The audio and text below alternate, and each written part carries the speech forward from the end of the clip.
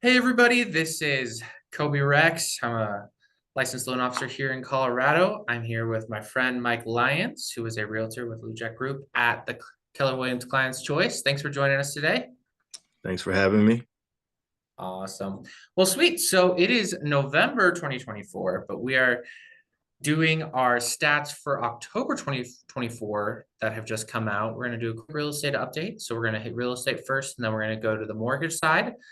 So I am going to hand it off to Mike to do the real estate side, and we'll Here go we from go. there. So take it away.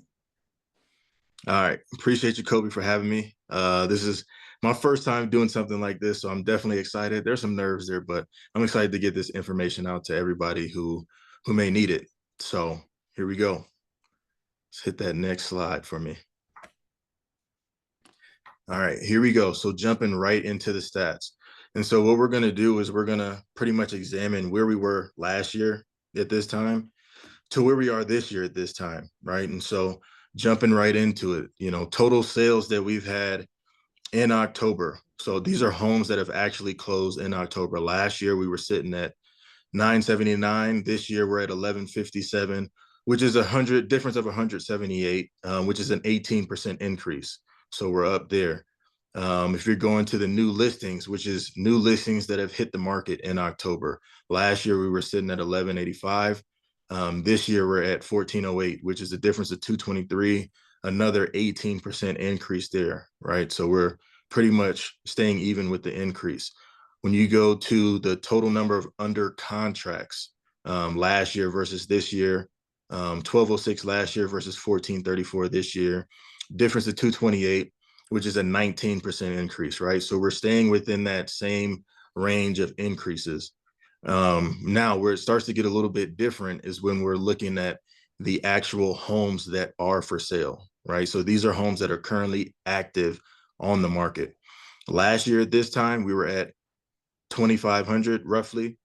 And this year we're at just under 3,400. So we have a difference of 891, which is an overall 36% increase, right? And so that's a big jump when you're looking at this time last year versus where we're at now, right? 30%, 36% total increase. And that 34 number, that 3,400 number, total homes for sale, if you even compare that to where we were in January this year, we were at almost half. We were at a little bit over 1,700 that were available in January of last year or January of this year. And so now we've almost doubled that number. When you go to total sales year to date, so from January to this point, if you look at 2023, we're at 10,252. If you look at where we are now, we're at 9,732.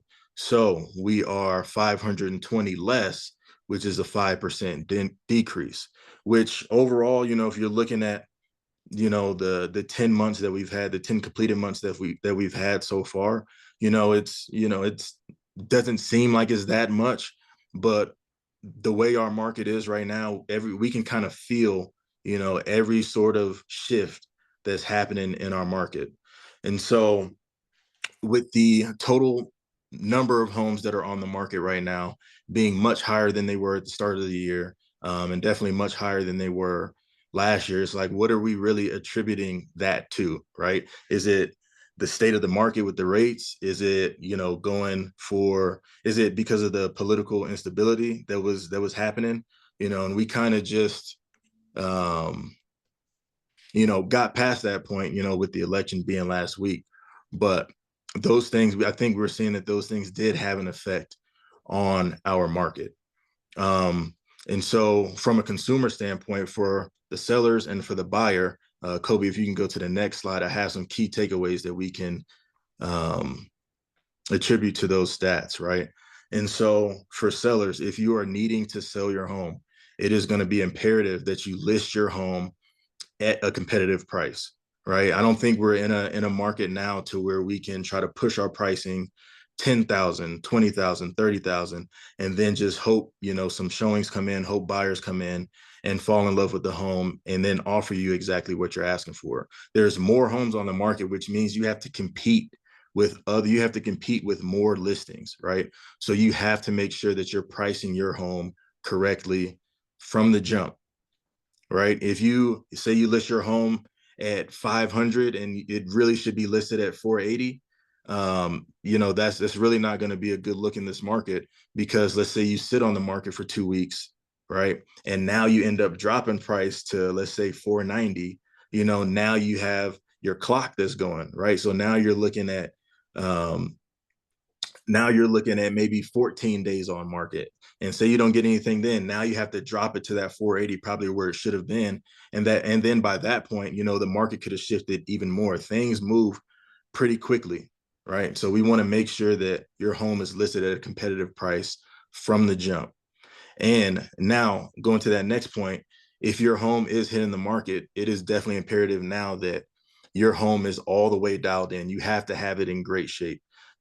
There are little things that you can't let slide, because there's with there being more listings on the market, that means, if I'm going out looking at a home, I can go look at 10 homes that may be similar to yours, right? And so what is going to make your home stand out, other than the price, is going to be the condition of it. It's going to be, is it staged correctly? Is it clean? Are things put in the right spot? Every little thing matters. So you only get one chance to make that first impression. Your first impression is online, with what you see through the MLS. Your second impression, once you get people through the door, it's like, okay, does this feel like home for me? Does this feel like a great investment for me? Right. So you have to make sure that your home is in great shape. And then the last thing is not on this list, but I'll go ahead and add it in, is that, we're this point in time, we're going to have patience, right? Long gone is the time to where we were, listing a home on Friday and then going under contract on Sunday, right? That's not really happening now, right? That the average days on market right now is sitting at 44. We had a high of 56 earlier in the year. We had a low of 32, I want to say, in the summertime. And so we're right in the middle of that. So we're at 44 days on the market. So a little bit over a month, right, that you're going to be on the market. So before going under contract. And so have a little bit of patience there. But in in in order to get the results that you're looking for, make sure those first two are on point, right? Listed at a competitive price, and maybe even lower than what you think you can get for it. But listed at a competitive price, and then have your home in awesome shape. Now, for the buyers, back in, I would say, 2020, 2019, 2021, it was really competitive, right? There were times where buyers had to go above and beyond just to get a home, right? And so now we have more options, right? So more options exist. So I can go out, like I said before, as a buyer, and go look at 10 homes and figure out which one suits my needs the best, right? So that's a great thing for buyers. You don't have such a small pool of homes to look at, right? You have a little bit more to look at, and you can kind of see which home suits your needs the best. So that's a positive for the buyers. Um, Another positive is that opportunities do exist, right? Since we're looking at, an average of 44 days on market, you know, um, with the urgency of some of these sellers that need to offload their properties, there could be deals to be had, right? You could get a few thousand off of your purchase price. You could get some assistance in the form of concessions for your rate buy down, right? For some of your closing costs to get taken care of. So for the buyers, I would strongly consider, now, being a time for you to take advantage of the market, and seeing if you can get the perfect deal that's out there, for you. So that's what I got. Kobe, you got any questions for me? No, I love how you're helping people to understand that on the selling side, it is, um, you just got to be a little bit more patient. And I think it is Hmm. interesting because, um, Mike and his team really did help some of our clients earlier this year that there were some listings that, we actually did see some competitive situations because just because you listed at a certain price, like I think Hmm. we had a house that was at 400, but then ultimately bid it itself up to 415.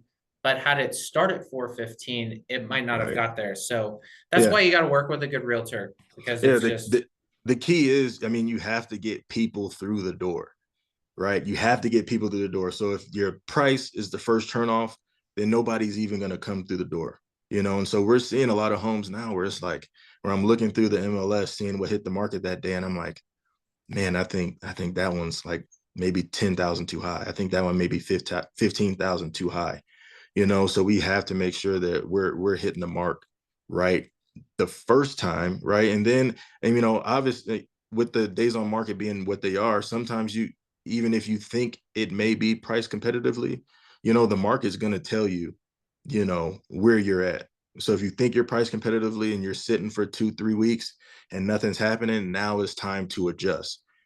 We definitely have to adjust to the market. And so just another stat that I didn't mention before is that homes now are selling for 1% less than what they're listed for. 1% less than what they're listed for. And last month alone, so we're looking at October, 45.5% of the homes that sold under the list price. Right. that's a So big that, change. yeah. So that's something that people have to take into consideration. So, you know, sellers, you may have to work with the buyer, you know, that to get the right deal, you know, for that works for you. But it may be a little bit less than what you were wanting to do, but you're still accomplishing the goal of getting your home sold. You know, if that's something that you really want to do. And for buyers, you know, it definitely could be, you know, it could be a positive things for you. I agree. Well, sweet. Well, let's transition over to the numbers side. Thank you so much for that, For sure. Mike. Okay, well, everyone, welcome to the eye chart on the right side, which is our 6 different of our most common loans that we're seeing and what they are on an average. It's all based on, it does not necessarily mean that that's your specific situation. It's based on credit, based on different components of that. But let's go to typically the conventional loan people will hear that's right around 6.8% right now. VA is right around 6.25, and then FHA looks like it's right around 6.5. So we are going to go into, that's today, but everybody knows that you have to actually, you can't lock in your rate until you go under contract. So let's look at what it's looking like today with all of the trends. So over the last, I have this zoomed out to the whole year, and what you're looking at right now is where the price has gone of what's called the 10-year treasury. So anytime you're looking at, you're hearing any discussion about mortgage rates, you're typically hearing, oh, the interest rate is doing this with the 10-year treasury.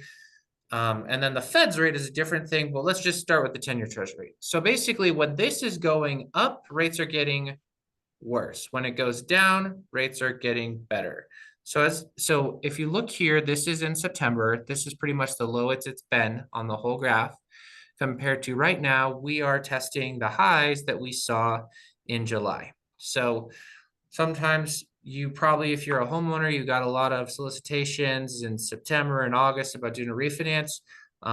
Those rates are typically not what you'd be seeing if you are sitting on that and it comes through now. So basically, with that information, you're probably still in a, if you really want to buy, this is a great time to buy. Like Mike said, in terms of with us having less competition, there's the power of seller concessions, which I think Mike mentioned, is basically you can get, in addition to the purchase price, you can get help towards your down payment and closing costs. And typically, those are the 2 things that kill, the 3 things that kill deals are your credit score, your being able to have the assets to do your down payment and closing costs, and then your debt to income. So let's talk first about helping you get to that down payment. The first thing that's really important is that Colorado actually has some of the best down payment assistance programs in the country. And since this is a Pikes Peak one, even though I'm licensed in other states, we're just going to talk about Colorado right now. So our down payment assistance program is called CHAFA, and it can provide help to get you in the door for the down payment and closing costs. So I'm not going to go over the specific details. Here I have a presentation coming up at the end of the month called the Peaceful Purchase Pathway, where we're going to go much deeper into all three of those areas to help you get into a home. One thing that most people don't think about going into the holiday season, if you want to make 2025 the year that you actually are buying your first house, is if you go crazy during holiday spending, it can make it where that credit card debt makes it where you don't have the assets to close, and also your debt to income ratio doesn't look right. So instead of just necessarily bringing in more stuff, if you want to have a house in 2025, you might want to give yourself the gift of home ownership and be very disciplined during this holiday season. And then finally, for a lot of my first time home buyers, I'm seeing that there's an issue right now with being able to have enough income to offset debt coming from cars, coming from student loans. So sometimes you might be in a position where you have to have somebody else in a loan, which is called getting a cosigner. Highly suggest if that's something you have to do, there is no shame in it. There's no shame in getting help from people to get into your first house. I had to have my entire down payment and closing costs gifted to me from family, but it has provided me significant wealth over the last 5 years because we did that. So basically, off of today's presentation, if you are feeling like you want to take the first step and you even just want to have a conversation, Mike would be a great realtor for you to chat with. He has helped countless of individuals to get in their first home or to sell their home at a premium. And he is a master when it comes to being able to go above and beyond to get you to where you need to be. I would be honored to have the opportunity to have a consult. And like I said, I've got a workshop coming up called the Peaceful Purchase Pathway, where we can actually go more in depth into your specific situation. But Mike, do you have any Yeah. closing thoughts for us? No, I think that was good, especially on the lending side, man. It's kind of as a person on the outside looking in on the mortgage side, right? It's kind of hard to decipher some of those charts. So you really did a good job there, and I can appreciate that. But yeah, I mean, if there's anybody that, just wants to have a conversation, feel free to shoot me a text, or we can get on a Zoom call, phone call, whatever works. We can figure out what works for you. Well, we are so grateful that you took some time to watch this presentation today. We will be here around the same time next month, going over November numbers. And we are looking forward to working with you and helping you achieve your dreams of homeownership. Have a great day. Awesome.